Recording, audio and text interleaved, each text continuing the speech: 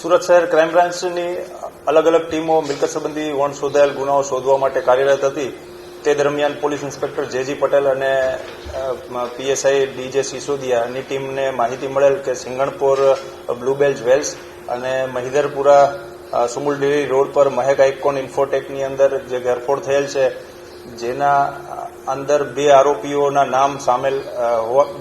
સામેલ હોવાના માહિતી મળેલ હતી અને બંને આરોપીઓના નામ છે કિશન કમલાશંકર દુબે અને સુનિલ સંતોષભાઈ સાહુ.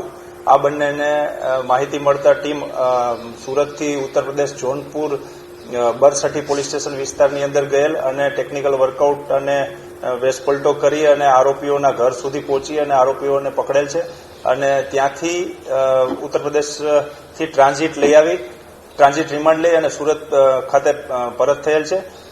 ઉત્તર પ્રદેશથી કુલ 11,73,800 રૂપિયાના હીરા, સોના ચાંદીના દાગીના તેમજ હીરા અને સુરતથી એક બાઇક અને મોબાઈલ કબજે કરેલ છે.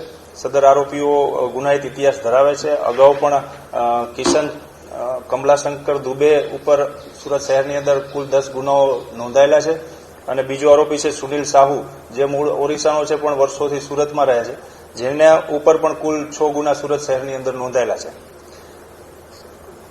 ક્રાઇમ બ્રાન્ચની આ કામગીરીમાં કુલ 4 ગુનાનો ભેદ ઉકેલવામાં આવ્યો છે. એક સિંગણપુર પોલીસ સ્ટેશન, એક મહિધરપુરા પોલીસ સ્ટેશન અને હજી 2 ગુના અમે શોધેલા છે, જે અલથાણ અને અડાજણના છે, જેના ફરિયાદીના કોન્ટેક્ટ કરવાની કાર્યવાહી ચાલુ છે.